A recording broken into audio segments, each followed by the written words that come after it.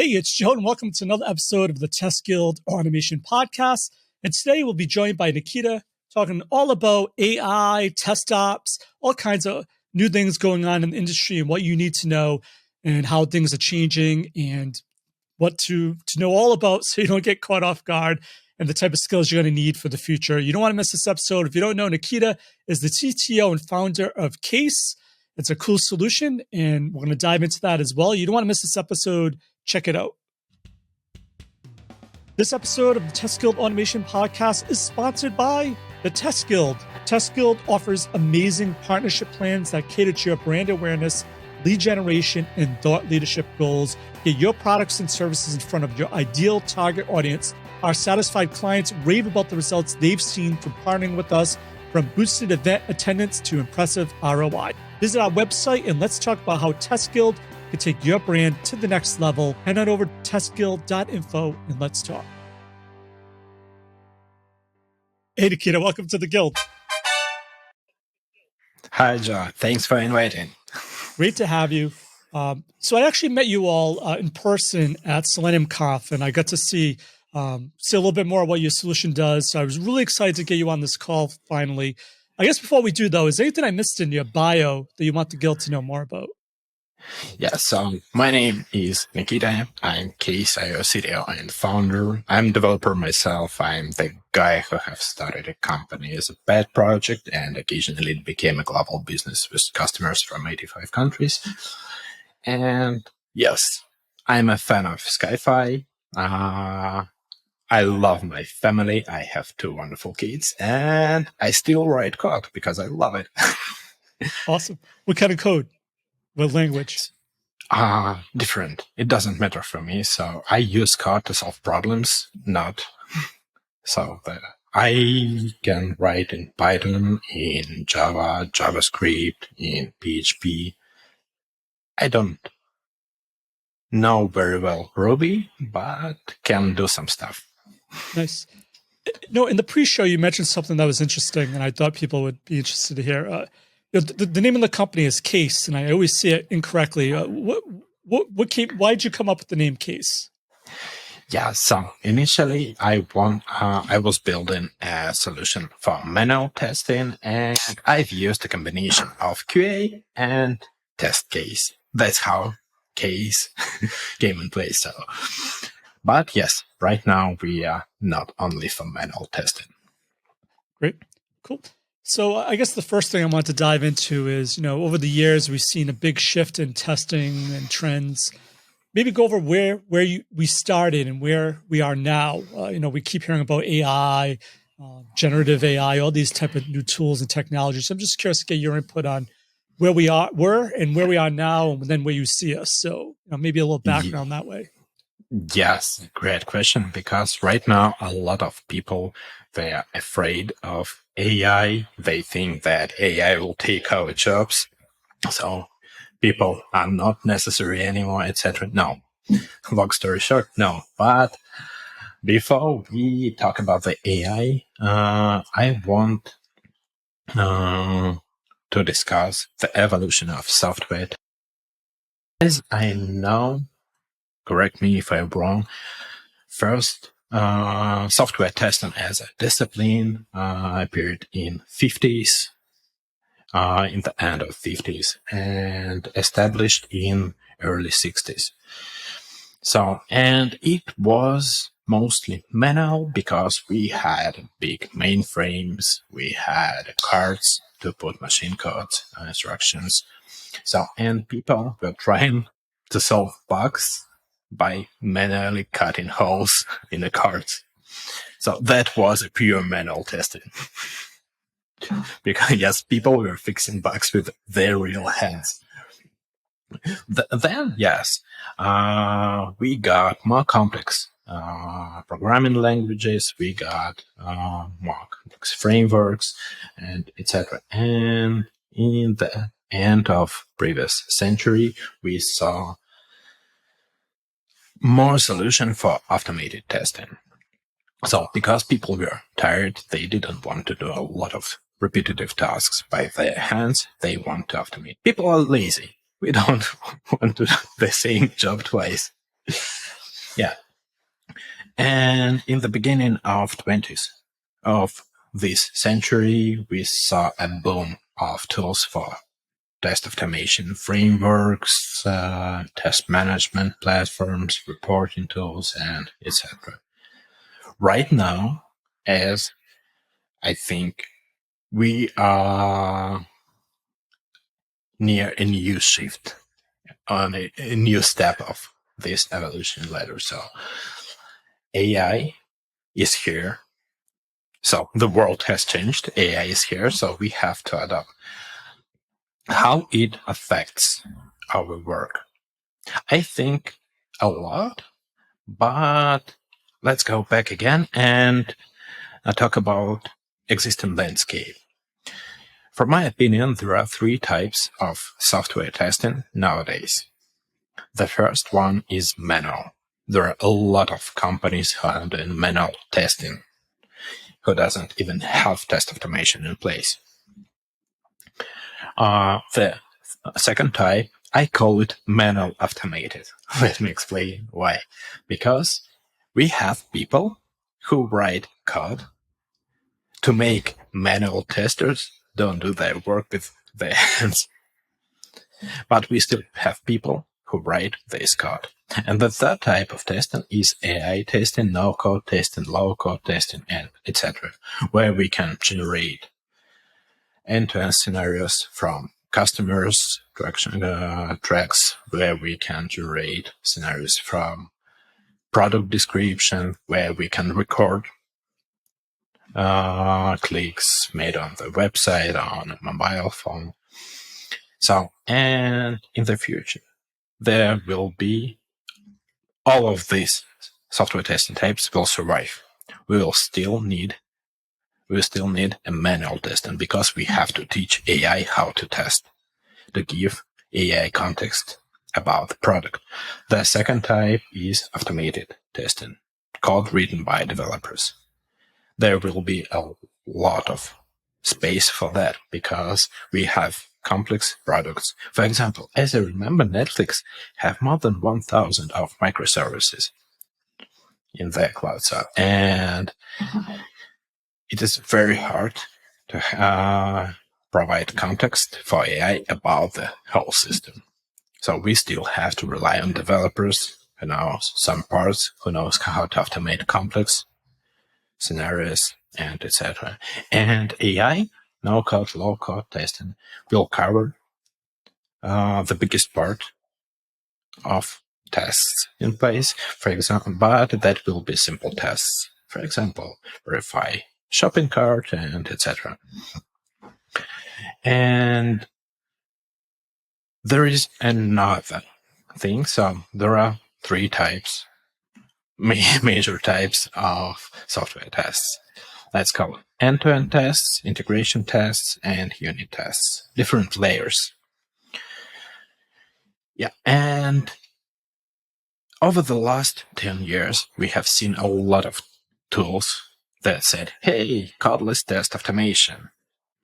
Forget about writing code and etc. Use our tool and you'll get everything automated in minutes.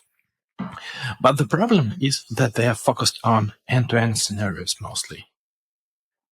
To be honest, I haven't seen any tool that generates unit tests for my code.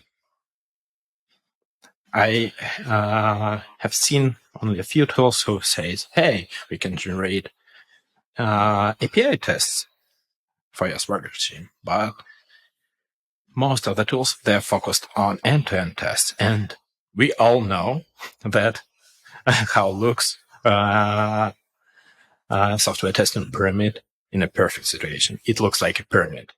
The problem when we have a waffle cone, we have a lot of slow end-to-end tests and we don't have unit tests, etc. And right now, a lot of tools, they're focused on end-to-end. But Why the is real that? life, Why do you think it's they focus on end to end more? because it is very simple. You don't have to dive into the context of the application.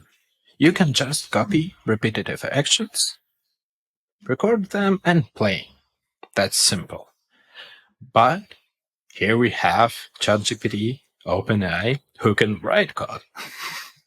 Who can do. I've tried it by myself.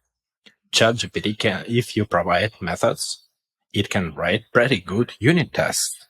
And sometimes ChatGPT surprised me. She or he, I don't know, it wrote, covered some cases I didn't think about them. And it wrote and covered and provided very good coverage. So ChatGPT can write a pretty good code right now if we are talking about the 4th version. But the main problem that ChatGPT, it can't execute these tests. So it can write code, but it can't execute. You have to copy this code, execute, and provide feedback back to ChatGPT. Is that just because it's a limitation now, though? Do you see, like, because I see they have an API now and a lot of tools are, starting to integrate the API. Is that going to be just something that goes away, then it will do that for you? Yeah. And we do that right now. In fact, a couple of weeks ago, we have released a feature that can generate automated tests from your manual tests in different languages, frameworks using ChatGPT. And according to user feedback, it provides pretty good results. But ChatGPT doesn't know anything about the context about the web page. It can only guess what locators, what XPath you have. But it can be a very good base that reduces time to market. So you can just take the script generated by ChatGPT, adopt it, change locators, and etc., and execute. Yes, and in the future, we will see how ChatGPT will generate code, but execution of these tests will be on third-party tools. Because, ChatGPT is its main purpose to generate output from your prompt. Right. So do you see a time when, each company would have their own type of AI model that has learned about their application, so it would know about context, and then you could use generative AI and it would understand how to create a test? Or is it always going to be, almost like a black box to AI? No, I don't think that every company will have their own ChatGPT. That's related to an old war between cloud solutions and self-hosted solutions. Yeah, because it is extremely expensive and hard to train your own model.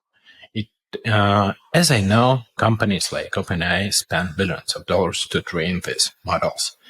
I think Microsoft with their Copilot spent almost the same. And it is very hard to get ROI back, get your investments back. That's why people will use shared model, because the more context, more information it has, it was taught by on thousands of repositories, the better output will be. That's why a lot of test management solutions will go cloud. For example, we all know Cypress, and they are building their own cloud execution platform. You still have your own code, but you execute in a Cypress cloud. That's why we will see a strong motion, and I see it right now, that people will move from self-hosted solutions to cloud solutions in a DevTools space. That shift, that transition has already finished in issue management solutions. Do you remember Jira? Jira, they have removed their Jira Server version, self-hosted version, because it is so expensive to support customers who have different versions. They don't have release cycle. So some of them can have super old versions, and you have to support them because you have committed to that. That's why Jira the Atlassian switch to cloud tools. For example, yes, as I know, so they are working on a big bucket, but I haven't heard about the updates for Bamboo CI. Gotcha. So, what are some of the advantages? Because I think, once again, the pre-show you mentioned how pretty much that's the next thing developers' tools are going to the cloud, because you mentioned something about GitHub Actions, that you don't need to local host solutions anymore. So Yeah. what does that mean for developers and testers then? Is it make it more collaborative, or does it make it where you can then use, I think you said, shared models of AI to figure things out? In fact, pandemic made us collaborative. Yes, because people went out from offices, so they worked from home. Some of them moved to other countries, other cities. So, yes, cloud solutions helped a lot with that. But in fact, cloud solution, the biggest benefit of cloud solution is shortened release cycle. Cloud providers can release updates almost several times a day. Yeah, when you own a cloud solution, you can make an experiment. You can test some feature on a small part of your users. You can do canary release. You can do A/B tests to see how it works without affecting your biggest part of your customers. So that's why I think cloud solutions will win. And so would that then accelerate the need for more automated tests then, because you can release quicker and faster? Yes. And as we know, software testing is a significant part of software development lifecycle. It affects time to market very heavily, because you want to build a new feature. You have to write requirements in Jira, for example, in another issue management tool. Then you have to write code. You have to test it. You have to release it.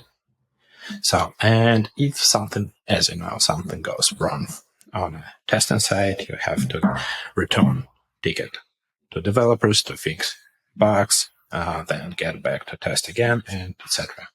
Software test automation solved this problem and reduce time to market. So cloud solutions, CI/CD, shortens it as well. Now, the next step will be AI self-healing tests. So you don't have to return issue back to developer, because right now, platform knows the change you've made to the code. It can relate it to the tests you have. If you have a pretty good reporting, you can understand what was wrong and create a patch fix for the bug in the code that is going to production or prepared for release. That's what we see in GitHub Actions with their dependency checks. Wait, you have a new vulnerability in your package. Let's update. Here is a pull request. Please review it. So do you see that then accelerating TestOps? I've been hearing more about TestOps the past few years with the need for all this information, because the more tests are in the cloud, more info, more results. You're going to need to be able to triage them quicker, have metrics, and measure a lot of different things. Do you see that as a rise for the term TestOps I've been hearing more and more about as well? Yes, and I think I've heard TestOps about 4 or 5 years ago. And right now, this is a trend. So I see a lot of companies who name their products TestOps. I see a lot of blog posts about TestOps.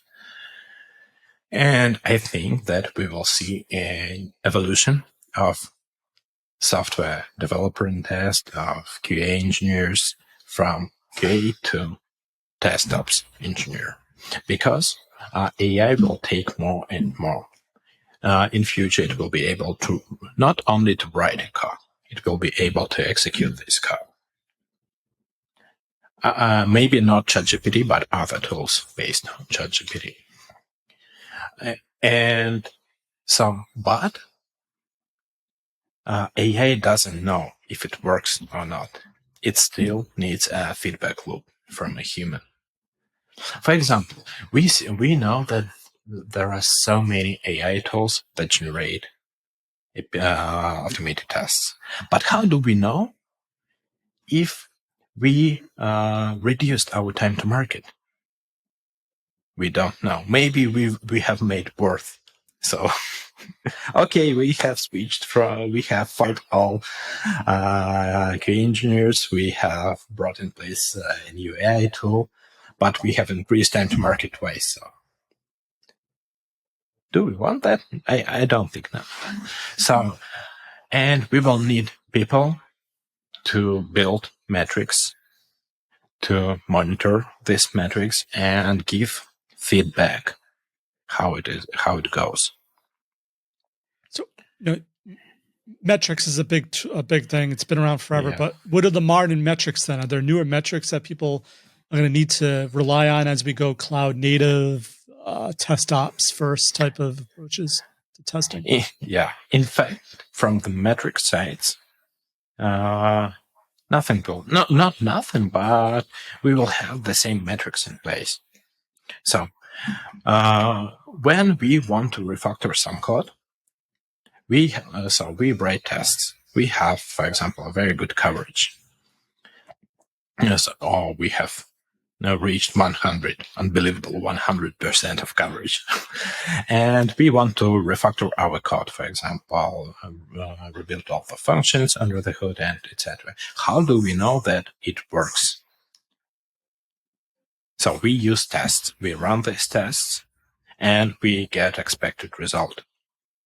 So the product works the same, but internal structure was rewritten. The same will be with the AI tools and with generative AI and etc. So we have the same metrics, but we want them to increase or decrease, depends on the metric. For example, we want to decrease execution time and increase reliability, but we will watch them, monitor them, and see how it goes, how this transition happens. And we can use this information when we find gaps to provide feedback to AI generative system. So, we kind of skipped over this, and you mentioned with Case, you have a new feature that you added ChatGPT. It created automated tests and manual tests. Can you just explain that a little more? Maybe explain how that works and what that looks like, because I don't know why we just skimmed over it, but I think that's kind of a big deal. Yeah. We have a product that is used by different companies. Somebody have only manual testing. Somebody have only automated testing. Somebody have, for example, 50% manual, 50% automated. And as we have millions of manual tests in our system, we can generate automated tests from them. We have a description. We have test description. We have steps on how to reproduce this test. We have maybe screenshots how it should look. And we have built a prompt that pushes this information to ChatGPT, and it generates code as an output based on test information. And it works. It works pretty good. Yes, this is how accurate is it? How does it know? How does it just reads all the different assets? And so we provide information about the project. So, for example, projects can be different. It can be a mobile application, a website, microservice, and etc. In case every project has a description. Then we have test. We know about its priority, severity. We know about layer. We know about, for example, we know about other, for example, domain model, and etc. And we pass all this information to ChatGPT, and it guesses. And we can provide feedback. Oh, hey, it's not what I have expected. Can you regenerate? And it generates again. Yes, sometimes right now it is not super perfect, but it works very good. And we are going to improve this experience. So I guess, how does this tie into case then? What is case for people that don't know? And is this a feature that comes with it, or is it just a separate feature? Maybe to understand how this works, that people need to understand what case is, how things are set up in order for ChatGPT to work with it. Yeah. Case is a TestOps platform for manual and automated testing. So it was born as a test management solution. I was working as an engineering manager in a company. I had several teams, and I didn't have software testing at all. We had a lot of bugs. We had a lot of complaints from customers. So I've hired people, and I was looking for a solution for my team. But occasionally in 2016, all of them were not super cool. I thought, wow, how that could be possible in 2016? Why do we have big print buttons and etc.?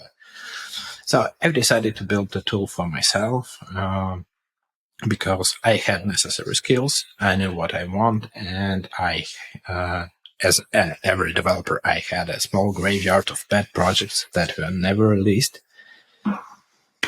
So I was working after the day job. I released first version, got positive responses. Some people started using it every day, so there was no way back. And then I realized that we have a bigger problem. People were using different tools for manual and automated testing. They were using reporting tools for automated tests. They were using, for example, test management systems, test case management systems for manual tests. And it was super hard to tell what is going on. How looks the process of test automation? How much progress did we do over the last, for example, week, 2 weeks, and etc.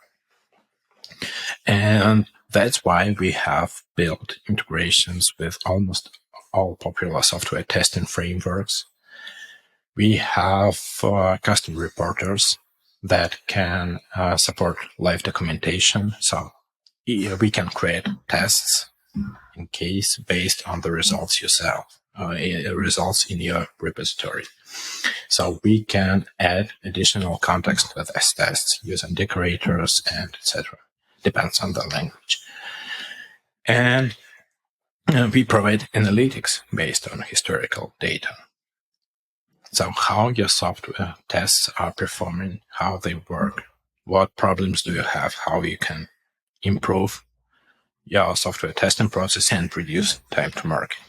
So does it bubble up insights? Say, hey, we noticed over the past month, I don't know, this automated test in this area keeps failing every third run or something. You will see it from the dashboards. So we have built Grafana-like dashboards, and you can see all the fluctuations and etc. So Grafana doesn't tell you about, right, but it allows you to build information dashboard for yourself. What metrics do you want to track? It almost sounds like a go-to place for orchestrating all QA activities. Exactly. TestOps. Right. Cool. Yes. Awesome. All right. So I guess before we wrap it up, two last questions. The second one, first one is, where do you see case going? You had the first. Sounds like you started to integrate ChatGPT into it. Do you see using AI to then analyze results as well to bubble up insights? Like, what's the next step after this? This sounds like one of the first uses of ChatGPT. Yeah. So right now we can generate code. What we want to do, we want to allow people execute this code in the cloud. So effectively, you've clicked a magic button, make me an automated test from this manual description, it generates tests, but you have the main problem of ChatGPT that you have to copy output, execute it somewhere, and then provide a feedback. We want to allow people execute it in the cloud, get instant feedback to AI model so it can fix issues or provide a better version. So the second one is, we've said this before. It doesn't sound like this is going to replace testers. It just seems like there's going to be a lot more testing that's going to be done. A lot of it's going to be automated. However, you need the human mind to go through and say, okay, prioritize things. Is this really an issue? Be able to do the thinking of all the activities that are going on behind the scenes that are automated. Is that right? Yes. So AI will reduce amount of manual work we do. It was built to help people. And we have to think more. Yes, you are right. We have to understand what is going on. And in fact, even a couple years ago, it wasn't a problem to write a new test. Even a person who doesn't know much about programming languages and etc. can start writing tests in a couple months. And the main problem is to maintain all these millions of tests we have right now. ChatGPT can generate pretty good code, and we will see a lot of tools that will use it to help people to generate more and more code. More code we have, more tests there will be in the world. So yes, you're right. We have to test more, and we have to analyze what is going on and teach AI models. Because, for example, imagine somebody invents a new programming language. AI doesn't know anything about it. So we have to, as a human, we have to teach AI model to write code using. So there always be a place for people who operate these generative models. Okay, Nikita, before we go, is there one piece of actionable advice you can give to someone to help them with their AI automated testing efforts? And what's the best way to find, contact you, or learn more about Case? Peaceful, yes. Advice. Learn. Learn, get information. So it may sound pretty common. So like, oh, that's obvious. So go and learn. But no. So that's what AI systems do. They learn and learn and learn, grab new information, and things are changing very fast nowadays. So half a year ago, nobody knew about the AI.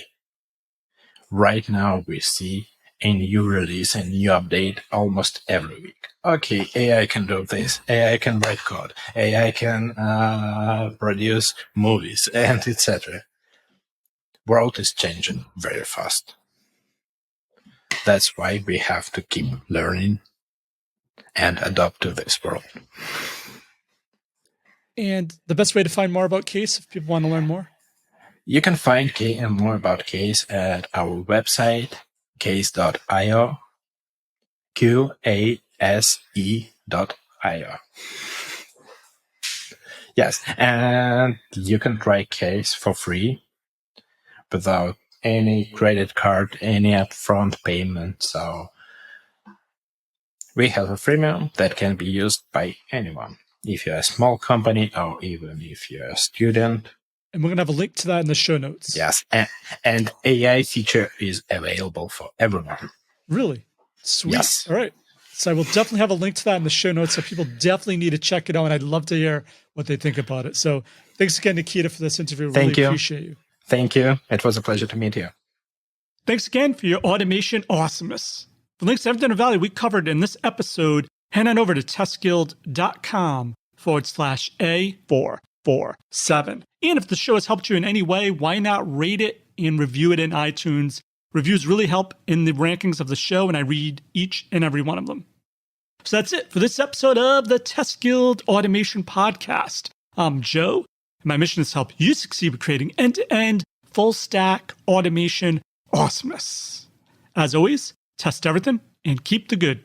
Cheers. Thanks for listening to the TestGuild Automation Podcast.